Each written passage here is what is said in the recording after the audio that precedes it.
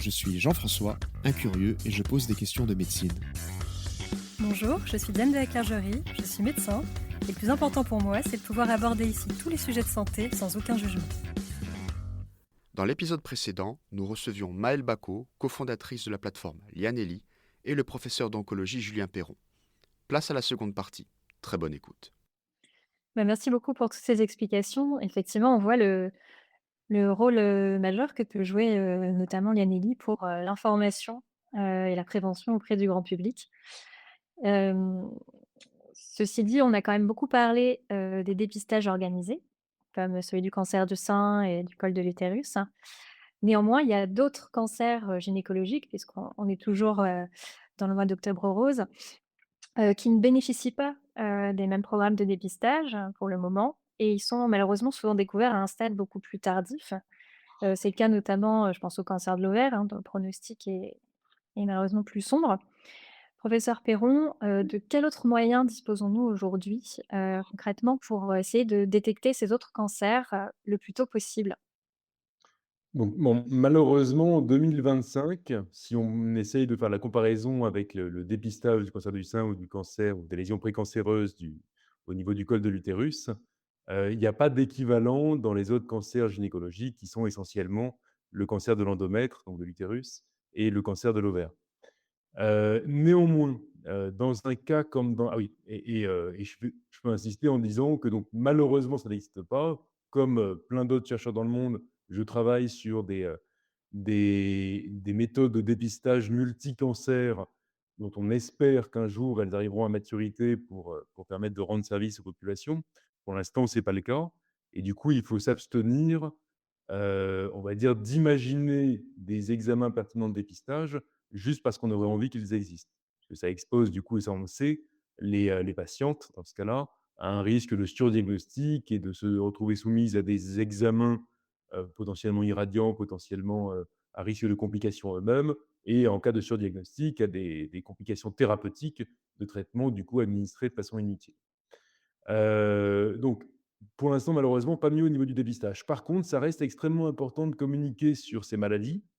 Pourquoi? Parce qu'après le dépistage, qui, par définition, consiste à essayer de repérer une maladie alors qu'il n'y a aucun symptôme, donc en dehors d'une procédure, d'un examen, imagerie ou biologique, peu importe, mais d'un examen, on n'a pas de possibilité d'identifier la maladie. L'autre problématique, c'est celle de l'interception la plus précoce possible, des patientes après le premier symptôme. Et là, il y a un sacré travail à faire qui nécessite une éducation à la santé importante des citoyens et des citoyennes, et également du coup de la communauté soignante, afin que le délai entre le premier symptôme, typiquement un saignement, un saignement par le vagin qui soit, inhabituel, ou des douleurs pelviennes, enfin des douleurs du bas du ventre, ou abdominales, qui pourraient correspondre, à l'apparition donc, d'un de ces cancers gynécologiques, soit le plus rapidement possible pris en charge de façon adaptée dans un centre adapté au traitement de ce type de maladie. Et donc là, il y a un sacré travail à faire et clairement si, les citoyennes sont sensibilisées à ces maladies et à leurs symptômes, bah, évidemment, ça va faire prendre l'autoroute, au diagnostic. Parce que du coup, la suspicion existera dès le symptôme, en fait. Oui, non, mais vous avez raison, ça passe avant tout par, aussi donc une éducation, la littératie en santé aussi dont on entend de plus en plus, parler et encore une fois l'information, auprès du grand public, d'où aussi, le podcast, hein, et tous les autres moyens, d'information, qui existent et alors au-delà du dépistage maintenant, ça serait bien aussi qu'on parle un petit peu de prévention, puisqu'il ne faut pas sous-estimer son rôle. On en parlait un peu avant, presque ou même plus de 40 des cancers seraient évitables grâce à la prévention, donc c'est vraiment pas un rôle à sous-estimer. Professeur Perron, quels conseils du coup pourriez-vous donner, aux femmes qui nous écoutent, pour prévenir au mieux les cancers gynécologiques? Bon, là, il y a une bonne nouvelle, c'est que les, mesures de prévention, donc des cancers gynécologiques et des cancers en général, mais notamment des cancers gynécologiques, bah, permettent également, de prévenir tout un tas d'autres maladies, sauf cas spécifiques. Pourquoi? C'est que, l'essentiel du facteur de risque évitable, au cancer, mais également au cancer gynécologique, hein, c'est par exemple la lutte contre le tabac.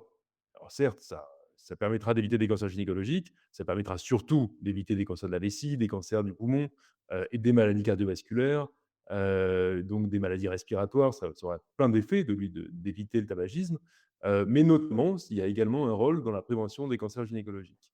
Le deuxième grand facteur de risque évitable du cancer, c'est l'alcool. Et bon, certes, les cancers gynécologiques ne sont pas le premier type de cancer, déclenché par une consommation abusive d'alcool, mais ça en fait partie.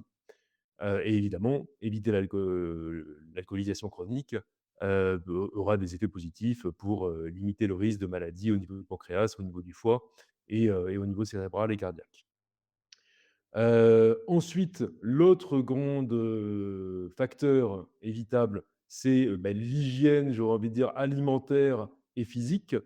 Donc en gros, c'est la réalisation d'une activité physique régulière et le fait d'avoir une alimentation saine et équilibrée, sans avoir besoin d'être un ayatollah de quelle est la définition de l'alimentation saine et équilibrée, mais c'est en fait consiste surtout à éviter une alimentation qui est de façon évidente, si on se pose la question, non saine et équilibrée. Et ensuite, il y a les choses un peu plus spécifiques, parce qu'il y a aussi des cancers, notamment gynécologiques, qui sont en lien avec des agents bactériens ou viraux. Et pour les cancers gynécologiques, c'est essentiellement le HPV, le virus HPV, auquel je pense. Et là, on a une solution magnifique, qui est la vaccination pour tous, filles et garçons, à l'âge du collège, heu, donc vraiment, c'est un enjeu partagé par tous. Et c'est-à-dire que pour protéger nos enfants, les enfants des autres et les futures générations, on a tous intérêt à ce que leurs voisins de classe, enfin nos enfants, nous et leurs voisins de classe soient vaccinés, parce que c'est comme ça qu'on arrivera à diminuer de façon drastique, les cancers du col de l'utérus, certes, plusieurs autres cancers féminins, hein, qui sont également liés, à ce type, à ce virus, et également des cancers chez l'homme, cancer du pénis, certains cancers de la gorge, cancer de l'anus, et également des pathologies non cancéreuses, mais tout autre, enfin, franchement pénibles, comme les virus génitales. Donc, la vaccination HPV, c'est vraiment une mesure sur laquelle on ne saura jamais trop insister, sur l'intérêt de la réaliser, évidemment, quand on est dans la population concernée, c'est-à-dire quand on est très jeune. Adolescent. Le dernière chose, puisqu'on parle de prévention du cancer, il y a une chose alors qui est assez spécifique du cancer, mais c'est la lutte contre les rayonnements, du soleil. Et ça, bon, c'est pas vraiment les cancers gynécologiques, mais ça reste quelque chose de relativement simple à faire et qui pareil est vraiment un facteur de protection du risque cancéreux qui est important. Je me tourne vers, Maëlle Bacot.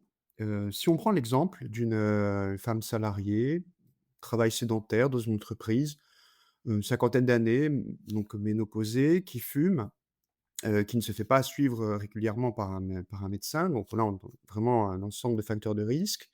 Comment est-ce qu'une plateforme comme, Lianeli pourrait l'aider, à prévenir l'apparition de cancer? L'objectif, c'est ça, c'est d'informer de façon personnalisée pour lui dire: «Bah, en fait, il y a pas que le cancer déjà, il y a d'autres choses que tu peux faire» et puis peut-être essayer d'orienter cette femme, vers un professionnel de santé parce en fait, en répondant au questionnaire d'INAI, elle va peut-être s'apercevoir qu'il y a d'autres sujets dont elle a jamais parlé. Donc en fait, l'INAI va pouvoir l'alerter sur tout un tas de choses et pas uniquement, sur, la ménopause ou sur le tabac.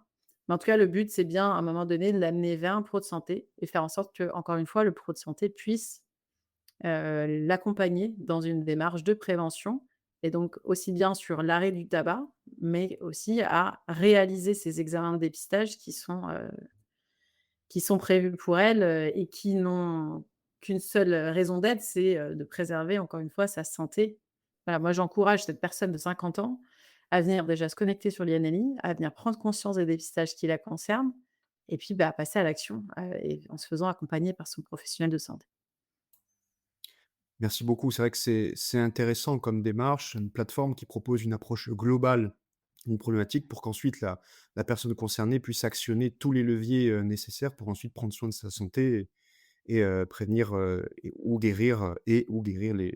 En fait, le but, juste pour rebondir, c'est quand même qu'une personne qui viendrait chercher, quoi faire, par exemple, bah, en fait, elle puisse aussi venir chercher, bah, tout le reste.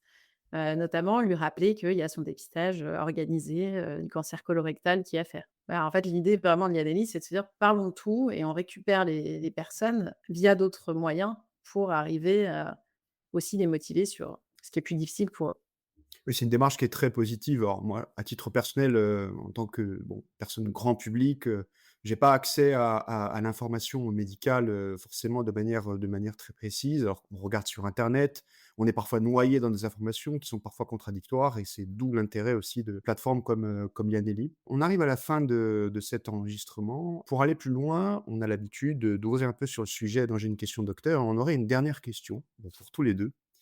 Selon vous, est-ce que l'IA peut jouer un rôle dans la prévention et le dépistage des cancers de la femme, aussi bien dans, la pratique du professionnel, la pratique de l'oncologue, que, sur la plateforme, Lianis? Ouais, je peux essayer de commencer à répondre. Donc, pour la première partie, c'est-à-dire pour, le professionnel, certainement oui, comme vous le savez probablement aussi bien, voire mieux que moi. Les outils d'IA sont déjà utilisés, de façon massive dans la chaîne de développement, d'invention des nouvelles technologies, qu'il s'agisse des nouvelles technologies d'imagerie, heu et notamment d'analyse d'images, des nouvelles technologies biologiques, pour savoir, comment interpréter, une masse de signal biologique, et transformer ça en quelque chose qui a un sens, clinique, ou même d'ailleurs dans le développement de nouvelles molécules. C'est-à-dire que la conformation, l'invention de nouvelles molécules, passe par des outils d'IA. Et tout ça, c'est des outils d'IA qui sont cachés au public, c'est-à-dire que c'est pas, à destination du citoyen, du patient. Donc je pense que c'était pas ça le cœur de la question. Le cœur de la question, c'est est-ce que, on peut imaginer qu'un jour, il y a un IA, donc l'IA grand public, c'est l'IA conversationnelle, le robot conversationnel qui ait du coup un rôle pour, guider les gens dans leur parcours de prévention. Alors c'est très séduisant, donc moi j'y crois pas mal. Déjà parce qu'une IA, elle aura une faculté assez formidable qui va être d'être capable de s'adapter parce que c'est vraiment ce qu'elle sait déjà faire de façon formidable, de s'adapter au niveau de langage, à la langue déjà, mais de façon beaucoup plus fine au niveau de langage, de l'individu avec laquelle elle converse. Et ça, c'est presque naturel pour, une IA conversationnelle, d'être capable de s'adapter et elle fera probablement mieux quand même, hein, alors elle ne sera pas humaine, il y aura cet inconvénient, mais elle fera peut-être mieux que le professionnel de santé pour être capable de réellement ajuster son niveau de langage à la personne tout à fait individuelle qui est en face. Donc ça, c'est pour le côté avantage. Le risque, néanmoins, c'est qu'on les IA qu'on utilise tous, enfin, que beaucoup utilisent, sont des IA généralistes et du coup, comme IA généraliste, relaient en fait l'ensemble des messages qui existent. Et une difficulté dans le monde de la prévention, c'est que, je ne vais pas donner un chiffre précis parce que ce sera un chiffre faux, mais bon, je vais quand même tenter un chiffre précis, qui est qu'il y a probablement 80 ou 90, enfin en tout cas une grande, grande majorité des messages de prévention qu'on voit passer sur le réseau, sur les médias, même sur les grands médias, hein, qui en fait ne se reposent sur pas grand-chose à part, sur, l'idée d'un chercheur individuel ou de quelqu'un qui est parfois même pas chercheur, qui a une idée et qui arrive parce qu'il est doué en communication, à la communiquer. Et qui en fait du coup sont dommageables parce qu'elles noient les vrais messages, ceux qui sont étayés par les preuves, dans une espèce de flot, de verbal, d'injonctions qui d'ailleurs sont parfois contradictoires. Et du coup, une bonne IA, ça serait une IA de confiance, quoi. Et c'est pour ça que là, on revient un peu à ce que je disais au départ, c'est presque l'IA qui doit être pensée pour être un prolongement de la consultation avec le professionnel de santé. C'est-à-dire une IA qui serait recommandée par un professionnel de santé ou quelque part, le professionnel de santé pourrait se dire: «Bah, moi, je suis garant, c'est-à-dire que je la connais et je suis garant de ce qu'elle vous dit, quoi. Elle va pas vous dire des cracks». Merci beaucoup, professeur. Maël Bacco, un avis peut-être sur, l'intelligence artificielle? Bah, je pense qu'il y a déjà beaucoup de choses qui ont été dites, donc j'ai pas grand-chose à rajouter, d'autant que je suis pas forcément experte, sur ces sujets-là. Moi, la question qu'on me pose souvent, c'est est-ce que, sur ChatGPT, je pourrais pas, finalement retrouver enfin ChatGPT ou le chat ou tous les autres, est-ce que je pourrais pas retrouver finalement, les informations liées à Nelly? Bah, la réponse c'est non aujourd'hui, puisqu'on va pouvoir, s'informer de façon individuelle, on va dire sur ces IA conversationnelles, sur un sujet. Par exemple dire, voilà: «J'ai une mère, qui a eu un cancer du sein, à tel âge. Est-ce que, moi aussi je dois faire un dépistage, et à quel âge?» Je pense que l'IA est capable de répondre. Par contre, il faut que ça ait une vraie valeur ajoutée. Il ne faut pas que ce soit un gadget parce qu'on voit aujourd'hui qu'il y a quand même beaucoup d'IA qui sont plus des gadgets qu'autre chose. Donc dire: «On a de l'IA» juste pour dire: «On a de l'IA», ça a pas d'intérêt. Et d'autant plus que quand on fait de l'IA en santé, en fait, on est très vite, contraint par la réglementation européenne qui nécessite des temps de développement qui sont extrêmement longs, où ça veut dire qu'en attendant, on ne peut pas commercialiser, enfin, avant qu'on soit certifié CE. Donc, moi, je trouve que l'IA fait des choses, spectaculaires et je suis, pro IA, je suis convaincue en tout cas qu'en médecine, il y a des avancées, énormes, qui sont déjà faites et qui vont encore, être faites dans l'avenir. Mais par contre, c'est vrai qu'en termes de développement, il faut être certain qu'on en ait vraiment besoin. Eh bien, merci beaucoup pour C'est ces la question. précisions. Il est désormais temps de conclure, notre épisode. Octobre rose est une excellente occasion pour rappeler, l'importance de prévenir et dépister les cancers de la femme, dont le cancer du sein qui est le plus fréquent, et qui est de bons pronostics, pardon, s'il est pris en charge suffisamment tôt. Merci beaucoup, Maëlle Bacot et professeur Julien Perron pour, vos interventions, cet échange très riche. C'était vraiment très intéressant. Merci beaucoup à Diane également. Donc, on vous souhaite, à tous une très bonne journée et bien entendu, prenez soin de vous.